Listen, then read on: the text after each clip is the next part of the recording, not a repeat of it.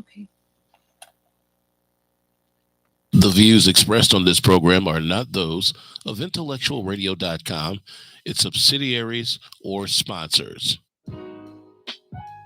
Encouraging, educating, and empowering you into action. This is Warriors Talk with your host, Lady Rochelle. Hello, welcome to Warriors Talk with your host, Lady Rochelle, where we move away from awareness towards action. Today's topic is urgent and necessary. I dance my way through death. Here's a sobering truth. Every minute in the US, nearly 20 people are physically abused by an intimate partner. That means while we're having this conversation tonight, countless lives are being impacted. So go ahead, get your tea, get your water, your journals, and your favorite snack, and join in on this life saving conversation. On the last episode of Warriors Talk, Rosala and I discussed Rut to Revival, reigniting your relationship. You can head over to Intellectual Radio and stay connected for any episodes that you may have missed. The quote of the day is: survivors aren't defined by their scars, but by the strength it took to heal them. Make sure you save the date, family. Save the date for Warriors Talk, ninth annual Survivor Celebration of Reflection Gala, taking place on October the 18th at the Crystal Sky Banquet Hall from 12 p.m. to 4 p.m. as we celebrate survivors, those who are in battle as well. We will have an afternoon of inspiration, reflection, and celebration. So, if you would like to be a part of that celebration, go to warriorstalk.org for more information. We are looking for vendors as well as sponsors. We're also having a book launch that same exact day, you guys. We have five amazing authors that are sharing their stories of faith and how faith emerges, and they have let go and let God take care of their journey. So you can join in on the book launch as well. We will have a panel so you get to learn a little bit about their stories, and you get to take a picture and have your book signed with the author. So make sure you go to warriorstalk.org again for more information. If you are tuned in on any form of social media, make sure you like the show, share the show, and invite someone else in on the show that you feel may benefit from this valuable information. I'm so grateful for my sponsor on today. We have Pastor Michael Richardson with the Emmanuel Church of God in Christ, who has a special message for us. Greetings, I am Pastor Michael Richardson. And I am First Lady Anastasia Richardson from the Emmanuel Church of God in Christ. We're located at 3058 West Van Buren in Chicago, Illinois. We are building upon a solid foundation. And we're inviting you to join us every Sunday morning on Facebook Live at Emmanuel Kojic at 10:15 Central Standard Time. And you can also view our videos on our YouTube channel at Emmanuel Kojic-MR. Once again, this is Pastor Michael Richardson and First Lady Anastasia Richardson. And we're from the Emmanuel Church of God in Christ. We are building upon a solid foundation. My special guest today is a courageous mother, veteran minister, educator, and the author of more than 25 books, a 24-year victim, 10-year survivor, and 7-year overcomer of domestic violence. She has transformed her pain into purpose as the CEO of Lotus Worldwide Consulting LLC. Through her writing, advocacy, and worldwide mission, she is a powerful voice for the voiceless, educating, empowering, and inspiring communities to move from awareness towards taking action. Welcome to Warriors Talk, Elissa Boudreau. Hello. Hey, how are you today?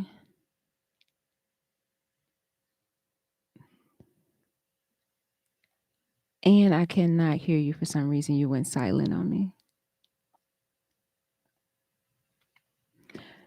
Are you able to hear? You can hear me though. Fine, right? Okay. Are you near a phone where you can dial in but stay on camera? You're not?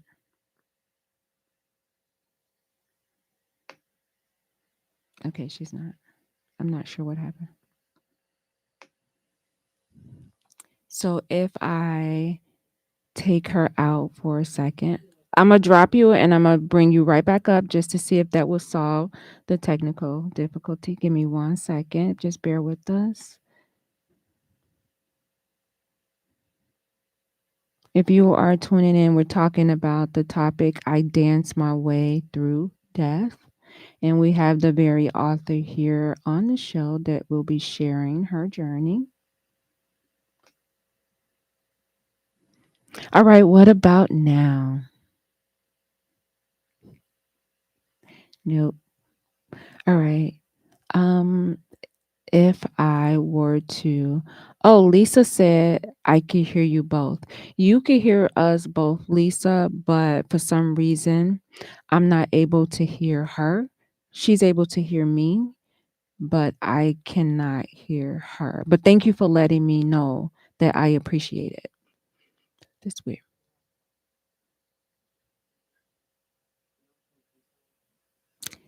If I remove the cord, because she's not by a phone to where she can dial.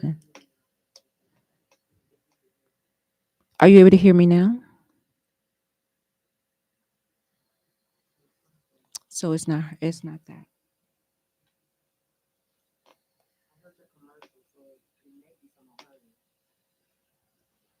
All right. All right. I'm gonna pause it for 1 second. Just bear with me for one moment.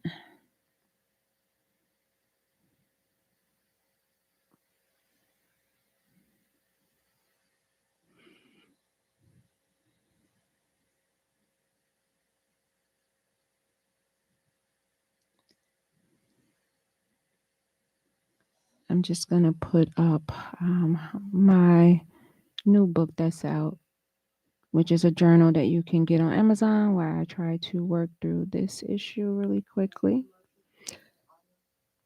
I have that one. That's um the journal commercial. Oh, I don't. Oh, I don't. I have my opening. Let me see. Give me 1 second. Okay.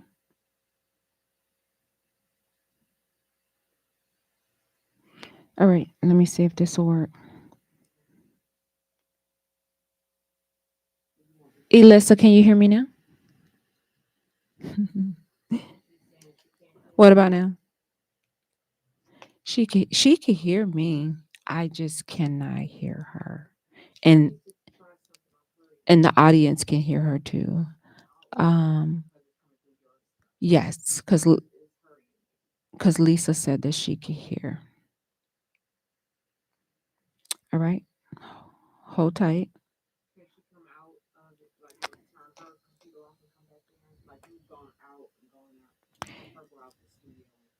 Elissa, can you go out the studio and then sign back in? Awesome. So this is the book that she has written. Again, she has over 25 books that she has written. And this is the one that we're talking about today. I met her at a breast cancer walk over a couple of weeks ago.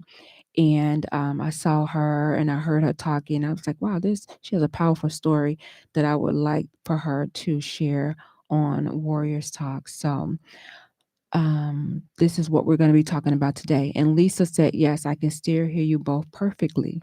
That's so weird. All right, let me bring her back up. All right, what about now?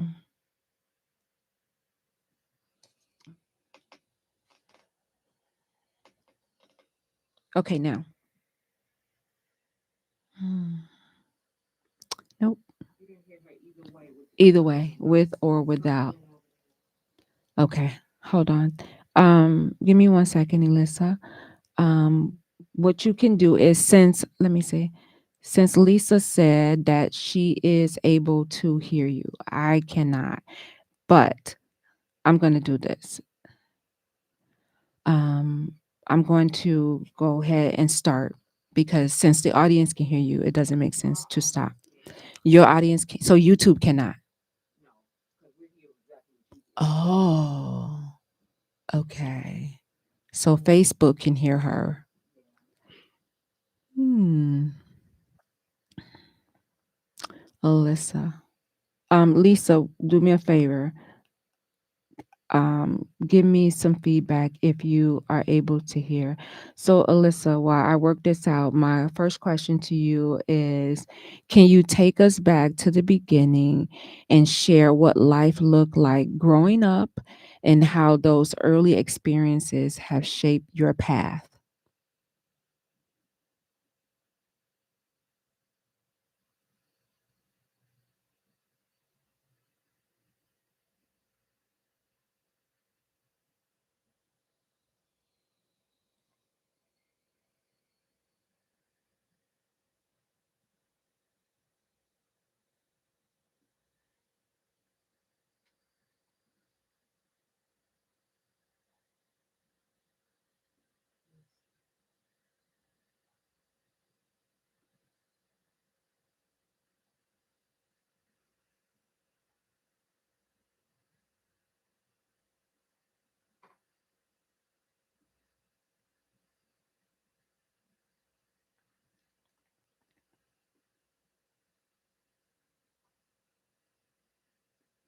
because they can make you do things and say things and get into things that you shouldn't.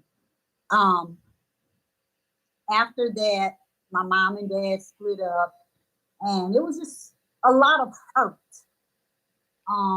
Looking for love in all the wrong places. They split up around maybe I was 9 or 10, and I lost my virginity at 14. So uh, that was the beginning of something that turned into a lot, but still I'm finding my purpose. Okay, I was able to hear the majority of that, so that's great. So you have endured so much, 24 years as a victim of domestic violence. What was the turning point that shifted you from victim to survivor? Um, I was forced to retire from the military, and I needed a backbone. I needed somebody that was going to stand up for me. I needed somebody that was going to say that I mattered, and I didn't. I didn't matter my entire marriage. It was turmoil my entire marriage. And before then, like I said, I started um, at 14 years old with a man. It wasn't a child. He was 19 and I was 14. So uh, they get into your mind and that's it. And so from 14 years of age until 38 years old, I didn't get an epiphany. I didn't get this. Yeah, I got things like I want to leave, but it was still the same because my mindset had not changed. I was still that girl from, they call it the island, but Scotlandville, Louisiana. I was still that girl stuck there, but wanting to go here. And so I did make conscious decisions to, further my life and go to the military. And I'm a two-time war veteran. Um, and I was forced to retire due to domestic violence and a lot of things that went on in that. And so I had to learn how to be better and not bitter because it could have really turned really, really bad. Because right now I would probably still be in the military if it had not been for that turning point of, you literally lost your career behind a man and domestic violence. Wow. And your story reminds me of this heartbreaking reality that on average, more than 3 women are murdered every day by a current or former intimate partner in the US. And that's why sharing stories like yours is so critical because silence can be deadly. And it's very unfortunate that you lost your career to this. I think people don't understand that it doesn't just affect the body, but it affects everything around you, your mental, your spirituality, emotionally, financially. Like it affects everything. And when one thing is out of balance, everything is out of balance. Yes. And I've been homeless about 4 times, 5 times. Um, but God has just always given me that resilience. I am just at the point of I know I'm resilient. Now let me seek some wisdom so I don't have to continue to keep being resilient, keep bouncing back, and that I had to really get that mind renewed. And I'm still a work in progress. Got a lot going on right now. I am a mother of a teenager at 55 years old. That is like, you already have no nerves, and then they get on the no nerves. So it's like this society has taught me a lot. It's kept me young, learning, because I have a grown daughter that's 31. So that the age gap is really big. And I'm literally raised one, got one out of the house, and began to raise another one. So they're 14 years apart. One was going to kindergarten, one was going to college at the same time. So, and I was graduating from college at that time with my bachelor's degree. So it was a lot going on. At that time, my ex-husband, who was my last perpetrator, he had a mental breakdown in my 3rd month of pregnancy with my last daughter. So that was very challenging. And we went through that for about 10 years until his death. He died in 2018 from a fentanyl overdose. Wow. So that was a lot between, I guess, 2008 into 2018. It was a lot of turmoil in my life. It was a lot of grief. There was a lot of protective orders. It was a lot of stuff. Wow. So you describe yourself as a 7-year overcomer. What does that mean to you beyond survival? Surviving is just surviving. But when you overcome something, you can thrive. You can, I can't say that triggers don't hit me. Triggers hit me. I still have triggers. There's still things that I've suppressed, and they're coming back in, little spurts sometimes, and they hurt a little bit. But I just believe that thriving is when you can overcome those survival moments and literally hit the ground running. Every time something comes your way, you feel it, you go through it, and you go through it. You don't stay there. And I stood there for years. I stood in my mess for years. I had that repetitive cycle for years. I'm a victim. I'm not a victim. I'm not a survivor anymore. I survived it all. Yes, I did survive it all. But I'm victorious over that survival mode. I'm at that thriving. I'm ready to, just go further worldwide. That's what Lotus Worldwide is. Lotus Worldwide that means that I'm global. I want people to hear my voice globally say, you can get out. It's not easy.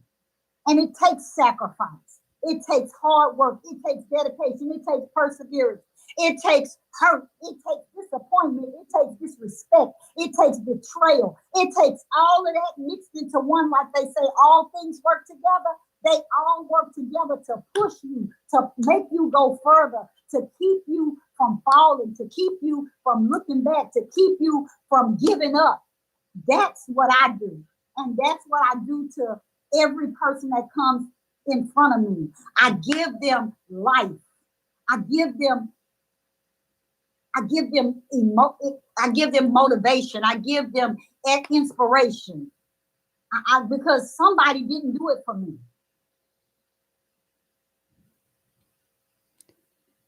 Whew. Wow. That was powerful. You mentioned that you are a veteran. So you served our country as a two-time war veteran, and you also battled challenges at home. How did your faith and resilience carry you through all of that? There were times when I wanted to give up because my faith wavered. I've had challenges with, they don't say that there's church hurt, it's just people hurt. But I've had challenges with churches and, things like that where uh, I had to almost go into seclusion and find myself for myself through God. And I think that that was his purpose for me, because sitting in rituals, as I would call it sometimes, and, I'm going there because it's Sunday. I'm going there because it's church. I'm going there because, no, you got to have a cause with inside of you to say, I am the church and I'm going to carry it everywhere I go. So I had to be pulled back. For a long time. I dibbled and dabbled with speaking and going to different things and watching things on TV because it triggered my soul. When I tell you I would get up and speak and get home and be sick for days trying to recover from all of that trauma that I had to speak on in front of people I didn't even know. It was real eye-opening that I had to take a step back and heal some more and grow some more because, people will say, girl, you got a powerful story. You need to be speaking. When God tells you to speak, when it's time to speak, when it's your turn to speak, then that's when you open up your mouth. Until then, allow him to cultivate those gifts in you because sometimes we can prematurely walk out of things that people have told us we look like. I look like $1,000,000. I look like a first lady. I look like a corporate lady. I look like a lot of things. But what do I possess and how has it manifested or how has it grown in me enough to bring it to the forefront? Those are the things I look at. I'm not going to step out until I know for sure I heard what God said, not what somebody else told me they see, because I have to see it within myself. If I don't see it within myself, then how can I get up and be confident in knowing that I'm doing it the right way or that I feel that I am giving or relaying my message the way that I need to effectively relay it? That is so powerful. I went to a women's workshop this weekend and she was touching on what you was just saying. She talked about your assignment lining up with your purpose. And sometimes people can call you to do things and ask you to do things and it has nothing to do with your purpose. And sometimes it distracts you from your purpose to where you're doing those things and then you don't have the energy to do what you're purposed to do. So that I love that. I love that.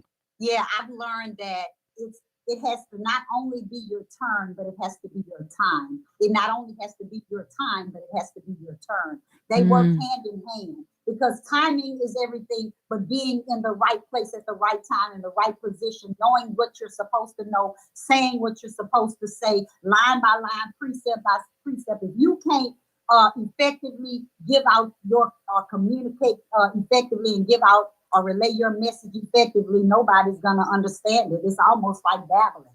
Wow. Wow. That's powerful. So faith and resilience, they're both are powerful, but so is support. I always say support, a support system is crucial. And studies show that survivors who connect with advocacy or support services are 60 to 70% more likely to live free from abuse. And so that's why conversations like this is life-saving. What was your support system like when it came to the domestic violence, just pushing you to be the best you in life? Like, what was that like? That was my mother and God. Mm. I did not have a support system until today. I still don't have a big supporting system other than outside of my, I would say my immediate circle within other cities. I'm very known home, but of course they say that you're not welcome in your own hometown sometimes, and sometimes you have to leave and go where you're needed, and so I'm working on that as well. But my support system left when my mom passed, but her words still stick with me, and I share them with everybody and everywhere I go. I watched my mom about a week after my kids lost their father, which was my ex-husband at the time, but still I had a major loss because when they lost their dad, I saw some of my children's soul go. And so with that being said, as a mother, I had to stand up and do what was right. And I had to stand up and be the mother that God had called and chosen me to be. And that was to show integrity and show that I loved my kids so unconditionally, that I loved their dad, even in his ugliness, even in everything that we went through. I loved him till death. We buried him. I had to bury my ex-husband. And that was another hardest thing that I had to do, but I did it. And I did it with dignity. I did it with respect. I did it with honor. I did it because my kids matter. I did it because my kids are a part of me just as well as it's a part of him. And we made them both together. And I would dare not allow him or them to have a part of me and him. That would be so selfish of me. What if I would have passed first? What if he would have had to make the decision? I don't know whether he would have buried me. I don't know if he would have buried me the way I buried him, because I was called and asked, do you still have your a policy on your husband? Well, he wasn't my husband, but I kept a policy because I knew I had kids for him. Mm-hmm. And I said, I do. I can tell you that it was so ironic the way he passed, because maybe a week and a half, 2 weeks prior, we had gotten this letter in the mail about his insurance. And because he had a mental breakdown in 2008, I knew I couldn't drop that insurance. I couldn't lose that insurance. And so I was having a hard time at that time. Money was really, really tight.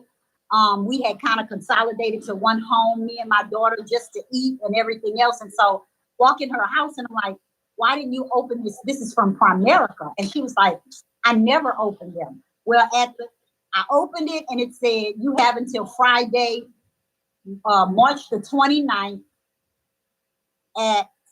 March the 30th at 5 p.m. to have this premium paid up. Wow. Girl, I forgot. I had to send a screenshot to my ex-mother-in-law, that it was at 4:57 when I called in to pay that note. Wow. on that Friday. That Saturday was my mother-in-law's birthday. We went to a party with her. 2018, she had a little dinner. He showed up. I want to be with my family. I want to hang with my family. He sat with us. We ate, party over. The next day was Easter. We shared Easter with his family because we were going back to Houston the next day. Got to Houston on Monday. Tuesday morning, I got the call. Are you sitting down? I'm thinking my mom passed. Your ex-husband was found deceased in his mother's backyard.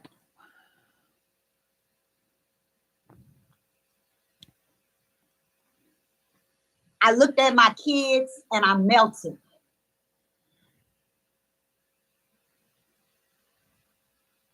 And as I told each of them, because he had called them the night before and he had been calling my oldest for her entire college years every day as a mental ill person, still telling her, get up and go to school, get up and go to school. If she was late in the outside, he would be like, it's time for you to go home. You got school in the morning. And he passed 2 months before she graduated from college.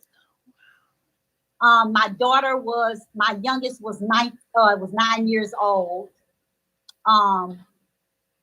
and he had called both of them the night before, and both of them missed his call. The oldest called back, but his mom said, "I'm not getting out of my bed to go get him. So you have to talk to him in the morning." And she found him deceased in the backyard the next morning. And so that was hard for me, and it still is, because my girls are still grieving, and that's been since 2018. But we get through the best way we can, because we're our only family. We don't really have anybody that can pick us up if we fall. So it's all us and all God. Oh, that was heavy. That was heavy, but that was nothing but God that had you to open that up and pay it up. Wow. Wow. Yes. Wow. If you are tuned in right now on Intellectual Radio to Warriors Talk, I'm talking to Alyssa Boudreaux, and she's talking about, the title of the book is I Dance My Way Through Grief, but she's talking about so much more. Yes, Lisa. Yes, but God, but God, but God. Now, you titled this book, I Dance My Way Through Grief. Through death. And I have my yes. Such a pretty cover. We both picked them up at the I same know. time. I know, right? And I love this color. I love the dress. Like, just very classy. I love it. I love it. And I like how you put it together. I like how it's like you just took your time to drop some gems to someone who may be going through grief. And you have a special way of putting it together, because sometimes grief for one person may look one way, and for another person it may look totally different. And the world expects for us to grieve a certain way. And when you're not grieving that way, they figure like, oh, what's wrong with you? Or get over it. It's been this long, whatever. You know, share with us, I Danced My Way Through Death. What is the, first of all, how did you come up with this title? I mean, I know because I was reading the book as you was talking about the different, the way, you had to dance. Sometimes the dances were different dances. It wasn't all the same dances. But what was the mess? How did you come up with the title? And then what's the message that you hope readers walk away with? Okay. So this title is so near and dear to me because, of course, being a domestic violence victim, you still go through depressed stages. You go through. I have PT where I was diagnosed with PTSD due to the war. I have anxiety a lot. I really do. I have panic attacks. I look like nothing's wrong, but I do have challenges that I go through my own self. But I just keep striving for better, and I keep saying, by his stripes I am healed. And so I get this confidence and I get this S on my chest that says that I'm victorious at all costs. And so dancing my way through death, after my ex-husband passed, I got my mom in hospice. And I saw her go through a Job experience.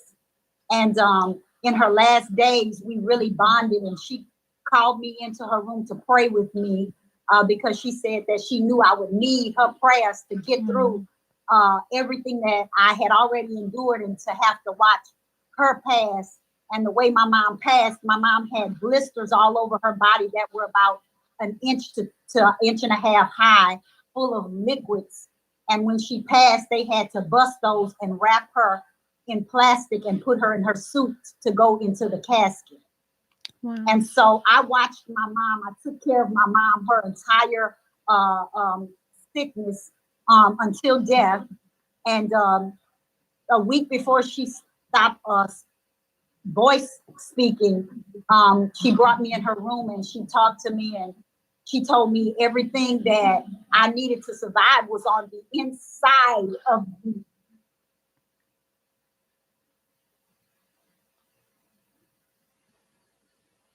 And that she gave me everything that she could from her era.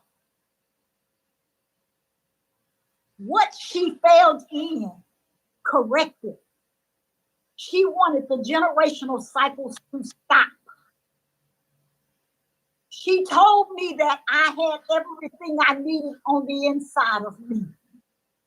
And she said, and even in my death, even in my sorrow, even in my pain, I still trust God. And at that moment, I said, if my mama can trust God in her death, dying an ugly death, I can trust him with my life. And I began to fight. And I bought me a house. We were looking at a house and trying to buy a house.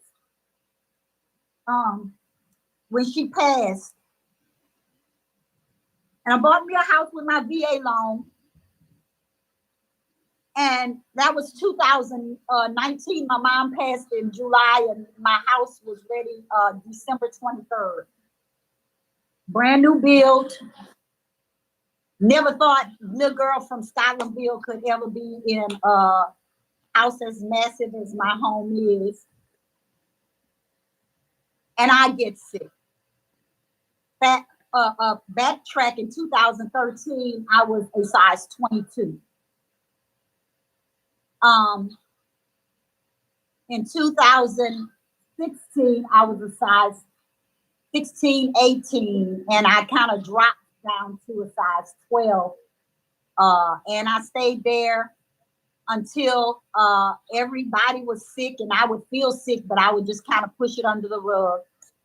Well, when my mom passed and the grief got there and not taking care of myself, it all kind of fell on me. And so I got real sick, and for 19 months, well, before I got sick, I had to have a corrective surgery. The first surgery was a gastric sleeve. They had to do a revision bypass, which means they had to revise the 20% of stomach that I had left. And it took me into a malnutrition, malabsorption state. I lost down to 98 pounds. Wow. And I fought for my life for 19 months. All I did was throw up and defecate profusely for 19 months. I could not hold anything on my stomach. I could not smell anything. I could not get up out my bed. I could not give myself a bath. I could not feed myself. I could not do anything for myself but pray. And at 1 minute, I wanted to give up. But I went to the doctor and he gave me a wake-up call. He said, you got to go home and eat because tonight you can go home and die. You're just that sick. I couldn't eat. But that's when God kicked in and said, you're right. He said, man said you shall die, but I said that you shall live and not die to declare what I said. That's what it is. And so he told me in the middle of me sick, get up and dance. God, I can't get up and dance. I don't know how. I'm like the man at the pool of Bethesda. I can't pick it up. I can't get up. Now, there's my daughters, they took care of me. They did what they were supposed to do. My oldest daughter came home, stopped her entire life. Someone told her to anoint the house with oil. We had just moved here, brand new walls. When I did come to, girl, they had fingerprints all over my walls. Smeared all the way down. She had the door seals, everything. And so I started getting better. In about 6 months, I felt good. And then my godchild gets killed. And it took me down a depression spiral. And I started not eating again. And I went back down to 98 pounds. Wow. That was last year. Wow. Or a year before last. And so last year, I was able to start getting myself back up because me and him made a promise to each other that one of us had to make it out. One of us had to make it out. One of us had to go and tell somebody because he got killed in the streets. He got killed. He got murdered. So I have to be the one to make it out and tell the story of how I made it over, of how God brought me out of a mess, how I danced my way through death by getting up when I heard the voice of God and he said, dance. And he said, he gave me the song, Optimistic by Sounds of Blackness. You got to be optimistic. You got to see it before you see it. You got to understand that it's going to happen if you believe it. But you got to have faith and you got to work your faith because faith without works is dead. You got to put your hands to the plow. You got to get up when you don't feel like it. You got to move even when your body say you can't. You got to be able to renew your mind to say, I can do all things through Christ who strengthens me. And you get up and you fight. I cry, but I get up and I go forward. I cry and I still get up and still smile afterwards. I shake it off. I walk it out. I do what I gotta do because I know what's on the inside of me. I know I have purpose that I know is destined for somebody else because he wouldn't have allowed me to go through the hell, the mess, and dance my way through death without it. And then I wrote these books in January. After writing those books, I've been in a couple of magazines. I wrote a child's book in March. I have freckles in real life, real time. I cover them when I put my makeup on, but most times now that I'm learning to love myself, I walk around without my freckles. But this one is the Freckle Fairy, a magical lesson in loving yourself. And this is for kids to teach them self-awareness and self-love. And that's where it begins. We don't have to teach domestic violence if we teach our children how to love themselves. And so with that being said, one question I've always asked is, in the Bible, it says, love your neighbor as you love yourself. Well, we have to back it up. We have to love ourselves because the only thing we can do for our neighbor is give them what love we give to ourselves. Oh, she was preaching. And the devil want to come in and cut off the communication. Oh my goodness. Yes, Lisa. Lisa said you have to be obedient to God's word and move in faith. I think we lost connection with Elissa. So while she comes back, Lisa says, my Lord, and that she's praying for her complete healing. She has a powerful story. Like I don't even know if most people would have made it through half of the things that she's been through. Like that was a lot, and she has a message to tell. So I would encourage you guys to make sure that you pick up her book while she comes back in. Make sure you pick up her book. She has the book, she has a journal, and then she also has a workbook as well. And you guys can pick up her book. You can gift it to somebody. You can read it yourself. I mean, yes, girl, you preaching. I said the devil don't want nobody to hear this message. You preaching. Yes, girl. That's what I just said. The same thing. Yeah. And I guess as I was saying, I have the Freckle Fairy, which is for kids. This is literally how it begins. If we can teach our children the 7 segments of self-love, in which I give that class, they would know what domestic violence is because they love themselves enough to know that this don't feel right. This don't feel like what I want to feel. So I try to do preventative measures before interventions because interventions are hard. And so in May, I wrote this book, Forbidden Love, Domestic Violence Out Loud.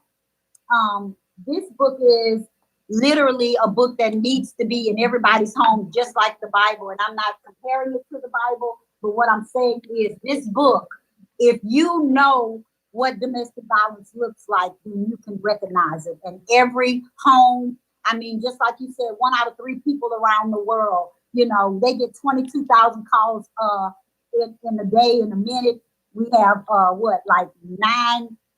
I can't even put it to words. The statistics here in Louisiana is we are in the top 5. Louisiana, top 5. Baton Rouge, oh my God.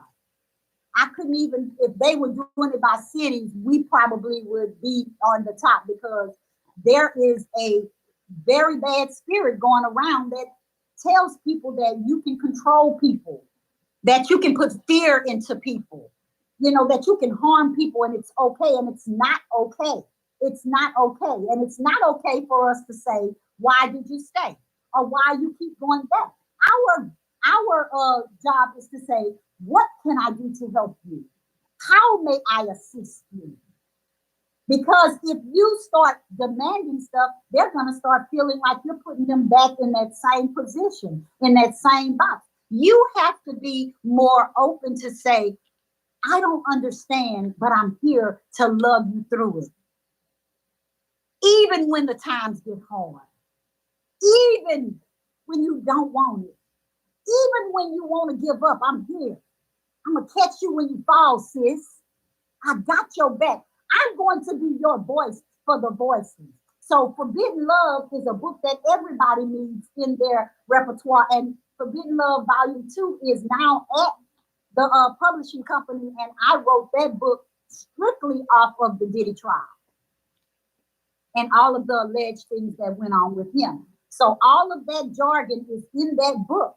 That book is so powerful. That book is so mind-blowing to me. I can't wait to see what it looks like and read it for myself without it being on, online. I want to see it in this book form where I can open it up and say the power of mutual healing. Narcissism is the illusion of love. This book right here, it tells you some stuff in here: love bombing, gaslighting, all of the things that you wouldn't believe that's going on, the bad boy image, and what we like about the bad boy image, and why we like it, and and all these things. This book tells all. Forbidden Love out loud, it's telling, I am gonna be your voice, sis, or brother, or whoever it may be in the LGBTQAI2+ community. I stand with you and agree with you because nobody deserves to be abused. I don't care who you are. I know whose you are. You just got to line up with that part. I'm already in line. I'm praying for your soul, baby. And so with that being said, I don't care who it is. I'm walking it out with you. I'm walking it out. I'm talking it out. I'm screaming it out. I'm voicing it out. I am your voice. I will make sure that everybody in this whole entire world hear me in every area, from the north, south, east, and the west. It might not happen today, and it might not happen next week, but I have the faith in knowing that my God will do what he said he's going to do in my life, and I believe what he said. Elissa Boudreaux. Whew. Thank you so much for your transparency, your strength, your voice. Tonight we was reminded that domestic violence isn't just an issue, it's a crisis. It's a crisis. It's a crisis. And 1 in 4 women and 1 in 9 men will experience severe intimate partner violence in their lifetime. But together with faith, resources, and action, we can break that cycle. Can you tell everybody how to stay connected with you and how can they obtain copies of your book? Well, I always have copies on hand, signed copies, and most people want the signed copies. And so if you want signed copies, of course, you could pay for them through me and you would pay for your own shipping. But if you want them and it doesn't matter, you can go to Amazon and find my books on Amazon. You can find I Danced My Way Through Death, the book, the workbook, and the journal. You can find The Freckle Fairy, A Magical Lesson in Loving Yourself on Amazon. You can also find Forbidden Love, Domestic Violence Out Loud, and Volume 2 will be up and running before Christmas. Also, if you want 10 Resilient Steps from Pain to Purpose, I wrote this book in 2016. I wrote a book in 2007 or 8 that was called A Sacred Heart, Poems for the Soul. I wrote that book in one night, Christmas Eve, I think it's like 36 poems. Each poem God gave me, I wrote those poems and I went into the Bible, and believe it or not, every poem had a scripture that matched with it. That book is powerful in itself. The 10 Resilient Steps from Pain to Purpose. I use this book. It's a self-help book. It has 10 resilient steps, and you can go into it every time you go through something, and you can find out what steps you're at. It says content to regenerate. The first one is to revive. The second is to recover. The third is to rebuild. The fourth is to rediscover. The fifth is to restore. The sixth is to redefine. The seventh is to renew. The eighth is to recreate and reinvent. The ninth is to reposition. And the 10th is to reintroduce or reacquaint yourself to the world. And say, sometimes I might be going through something. So I go back in this book and I say, ooh, I'm at the rebuilding stage, which that's where I started at. Okay, so that means I got 7 more steps to go. How fast do I want to get there? And how bad do I want it? And I work on it. So I just tell you that God is, God shall, God will. And He has blown my mind just tonight with this podcast, because I'm telling you, He's putting everything in place and in position. And I'm standing here in position waiting on it. Yes, Lisa Adams said, great show tonight. Thank you, Lisa, for listening in and offering your input as well. These are the ways that you can stay connected. Make sure you reach out to her. Get those books, share the books, gift them to someone. Thank you so much. I am just, oh my God, you have a powerful story. Someone, if you wasn't encouraged tonight, I don't even know what to tell you. Thank you so much. You encouraged me. So I appreciate you sharing, you being vulnerable, and just being obedient to what God has you to do. Keep soaring, keep sharing your story. Yes, I love it. Thank you so much. Thank you for having me. I am grateful, thankful, and blessed to be on your show. And I wish prosperity over everything that you touch, that your hands be blessed beyond measure, that your life and your house be blessed beyond measure, that the abundance, the overflow, every part of your life receives that. Yes, I received that. Thank you so much. You're very welcome. Warriors Talk family. Oh my goodness. I know you guys enjoyed the show tonight. Don't just listen. I need you guys to take action. If you know someone that you love that may be in danger, reach out for help. There is healing and there is freedom. You do not have to be in silence. So, if you know someone that needs help, reach out to the National Domestic Violence Hotline, 1-800-799-SAFE, 1-800-799-7233, or you can text START to 88788, or you can go to the website at www.thehotline.org. If you are in immediate danger, then you need to call 911. I want to highlight my sponsor, Gloria Dotson with Mary Kay. She's catering to all of your beauty needs from head to toe. You can contact her at marykay.com/GDOTSON. Let her know that Warriors Talk sent you. Warriors Talk is always looking for individuals to share their story. If you want to encourage someone, if you want to uplift someone by sharing your journey, reach out to me via you can inbox me, or you can send me an email at warriorstalk1@gmail.com. Join me next Monday right here on Intellectual Radio. I will leave you with these words of wisdom. Your story may be someone else's survival guide, so don't be afraid to share it. Join me next Monday right here on Intellectual Radio. As always, thank you for tuning in to Warriors Talk with author and founder Lady Rochelle, where we are changing lives one warrior at a time. Thank you for listening to this week's edition of Warriors Talk with Lady Rochelle. To find out more about Warriors Talk, follow at Warriors Talk, the number 1, on all social media outlets, and Warriors Talk with Lady Rochelle on YouTube. Please join us next week and every Monday evening at 6 p.m. Central Standard Time on IntellectualRadio.com for Warriors Talk with Lady Rochelle, where we encourage, educate, and empower you into action.